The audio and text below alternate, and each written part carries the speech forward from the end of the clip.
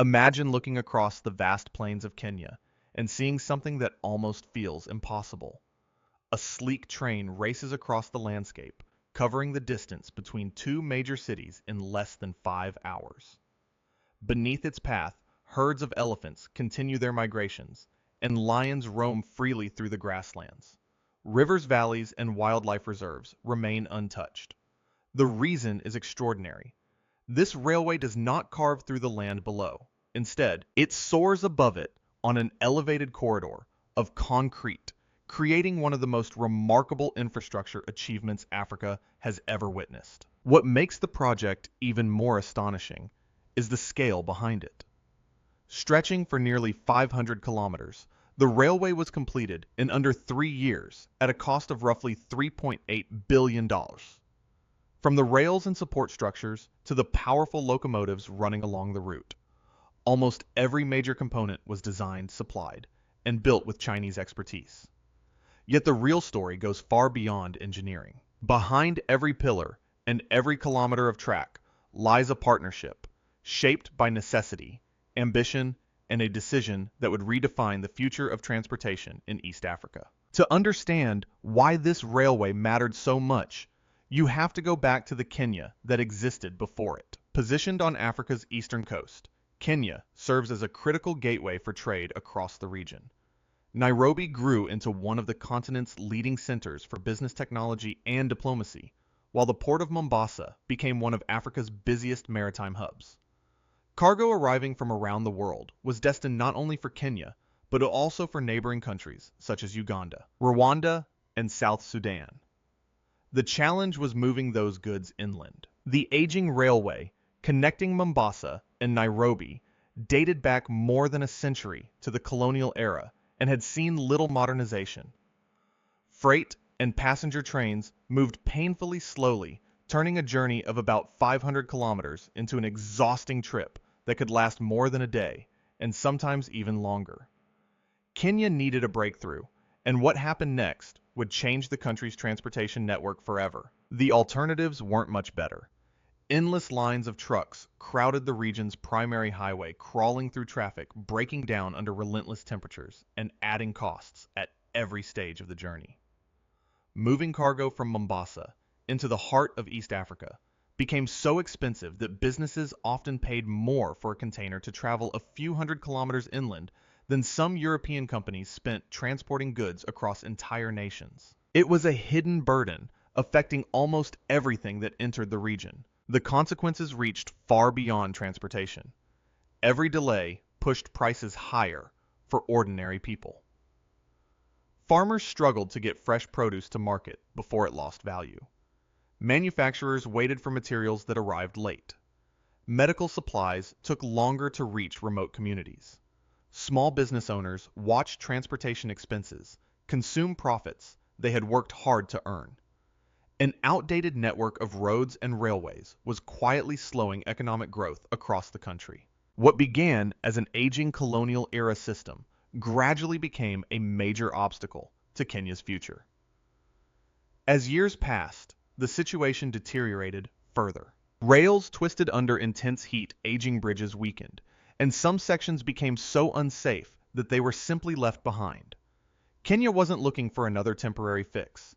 It needed a transformation. That opportunity arrived in 2014 with a proposal that immediately captured attention. China's Exim Bank offered financing of approximately $3.8 billion, while the China Road and Bridge Corporation agreed to take responsibility for delivering the entire railway from start to finish. But the package involved more than funding alone. It brought engineering expertise, advanced construction technology, and a workforce experienced in building large-scale transportation networks. The project fit into the broader vision of the Belt and Road Initiative, China's long-term effort to expand infrastructure links across Africa, Asia, and other regions. Supporters viewed it as strategic cooperation. Critics saw it as calculated economic influence. Regardless of the perspective, one reality stood out. Without that partnership, the railway might never have moved beyond the drawing board. Long before construction equipment appeared on site, teams of Chinese specialists began studying the route in extraordinary detail. Using satellite imagery, aerial surveys, and months of field analysis. They examined every hill-river crossing valley, an unstable section of terrain, along the nearly 500-kilometer corridor. They identified where elevated structures would be required, where soil conditions posed challenges, and where custom engineering solutions would be necessary. It was an enormous planning effort involving hundreds of experts laying the foundation for one of Africa's most ambitious railway projects. Then, the landscape transformed into one of the largest construction zones Kenya had ever seen.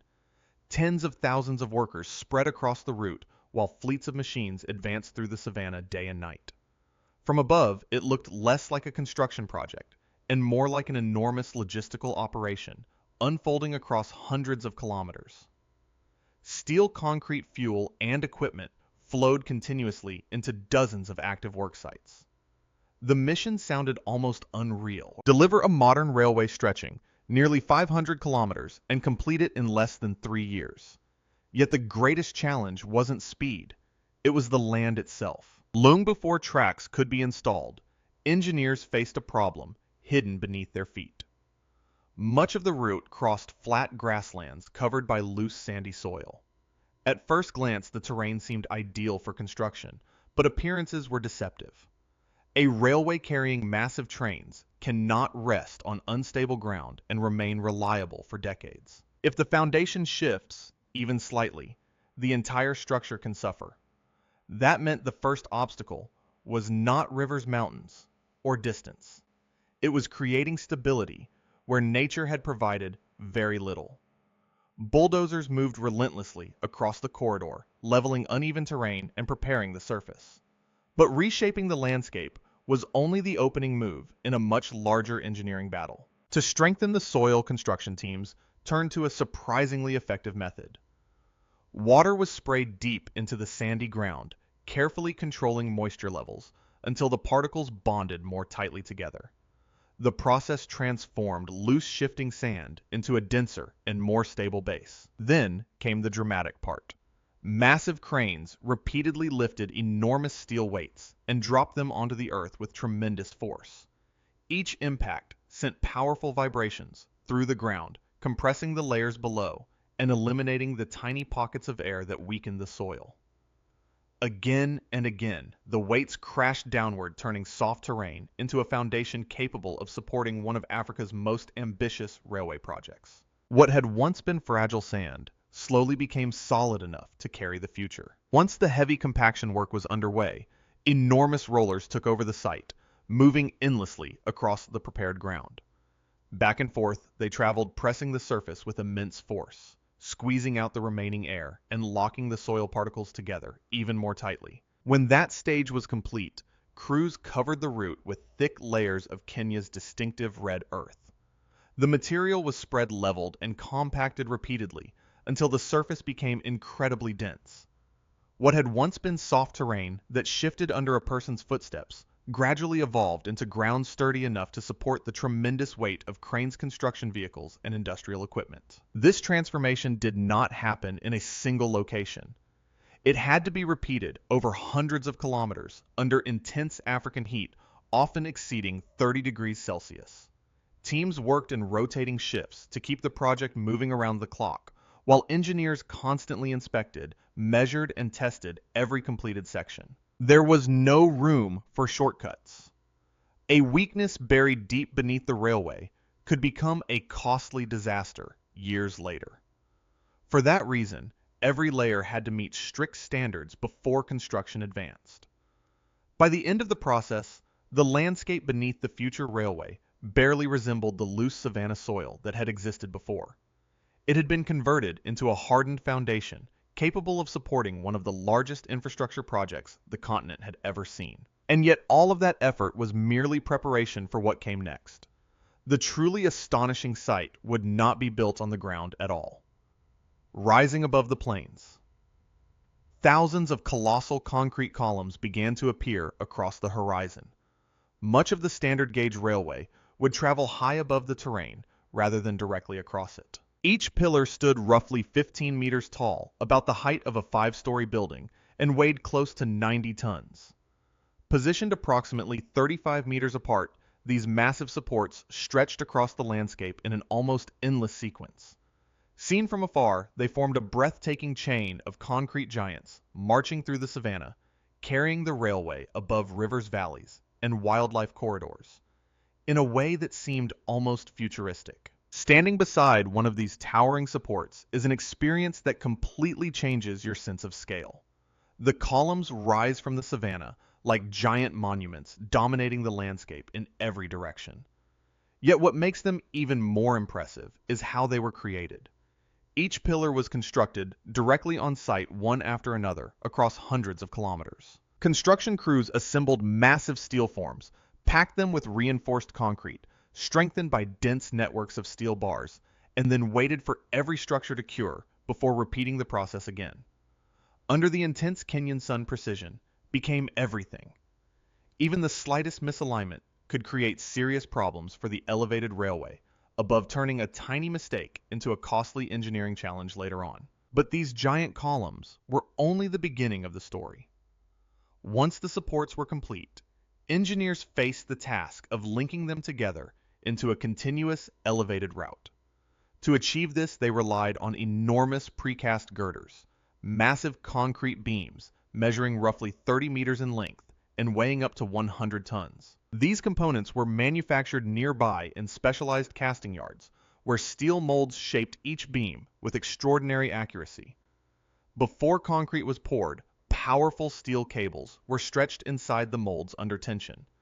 As the concrete hardened around them, those cables remained locked in place, creating beams far stronger and more resilient than conventional concrete structures. Then came one of the most remarkable operations on the entire project. A giant launching gantry advanced across the completed pillars, like a mechanical bridge builder, reaching forward to lift each finished girder and position it between supports. The margin for error was astonishingly small, only a few millimeters, despite handling structures weighing as much as several adult elephants combined. After installation, hydraulic systems applied even greater tension to the internal steel cables, while protective materials were injected to shield the structure from corrosion over the long term. Slowly, the elevated railway extended across the landscape, beam by beam and kilometer by kilometer. When the work was finally completed, the railway could cross vast wildlife regions without cutting through them. Animals continued to move beneath the structure as they always had. Elephant herds followed ancient migration routes, and the natural rhythms of the savanna remained largely undisturbed, while a modern transportation corridor passed silently overhead. One of the most remarkable achievements of the railway was how it crossed some of Kenya's most sensitive natural areas. Even the famous Nairobi National Park, located on the doorstep of the capital city, remained connected and accessible for wildlife. Instead of cutting through habitats, the railway was lifted above them, allowing animals to continue moving below. But while the elevated structures captured public attention, another engineering story was unfolding behind the scenes. One involving thousands of tons of steel being transformed into the rails that would carry trains across the country. The process began with massive steel billets, dense blocks weighing several tons each. Inside industrial furnaces, heated to roughly 100 to 200 degrees Celsius, the steel became soft enough to reshape without breaking. Glowing with intense heat, each billet passed through a sequence of powerful rolling machines. With every pass, it grew longer and thinner, gradually taking on the familiar shape of a railway rail. A broad base for stability, a narrow central section, and a rounded top surface where train wheels would eventually make contact. By the end of the process, what started as a relatively short steel block had been stretched into rails, reaching lengths of up to 100 meters. After careful cooling, straightening, and inspection, these rails were transported to the construction corridor, where another equally important component was waiting. Beneath every rail sat rows of heavy-duty concrete sleepers, the silent foundation of the entire system. Each sleeper measured about 2.5 meters long, weighed between 250 and 300 kilograms, and contained tensioned steel cables embedded inside specially engineered concrete. Their purpose was simple but critical.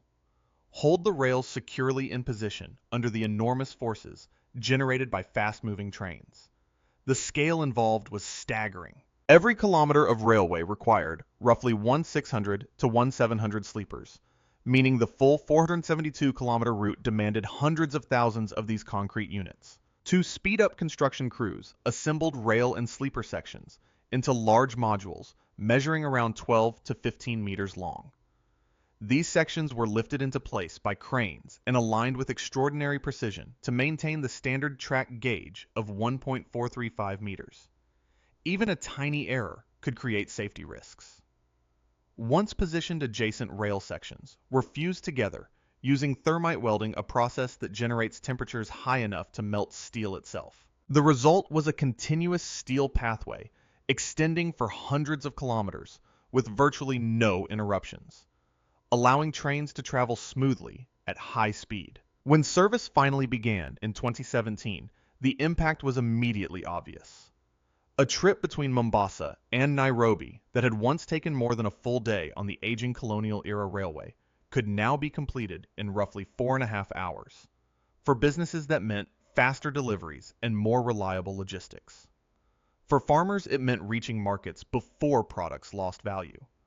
For passengers, it meant comfortable travel in modern air-conditioned trains, rather than enduring lengthy delays. The benefits extended beyond transportation. During construction, tens of thousands of Kenyan workers participated in the project, gaining experience with modern equipment engineering practices and railway operations. Many received technical training that allowed them to manage locomotives, signaling networks, and maintenance systems after the railway opened.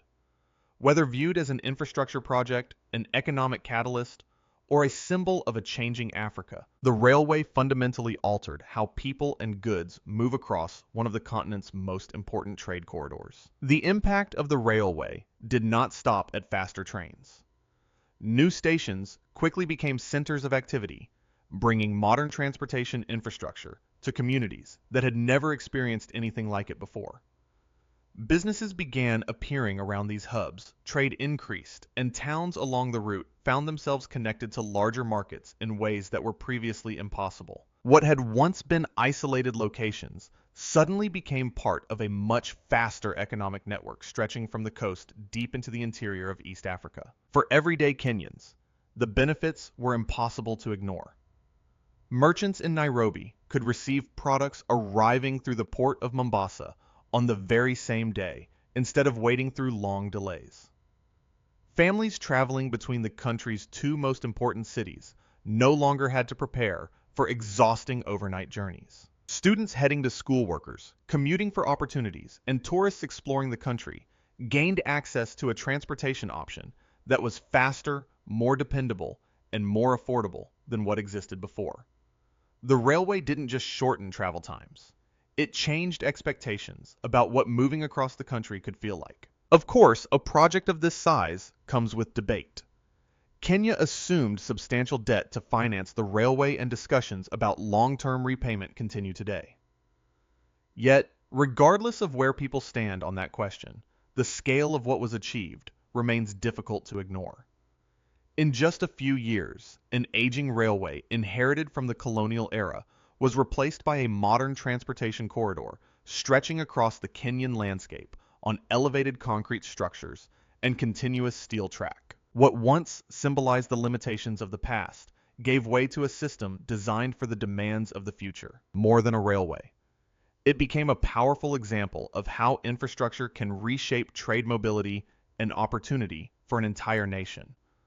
When people look back at the transformation of transportation in modern Kenya, this project will almost certainly remain one of the defining engineering stories of its time.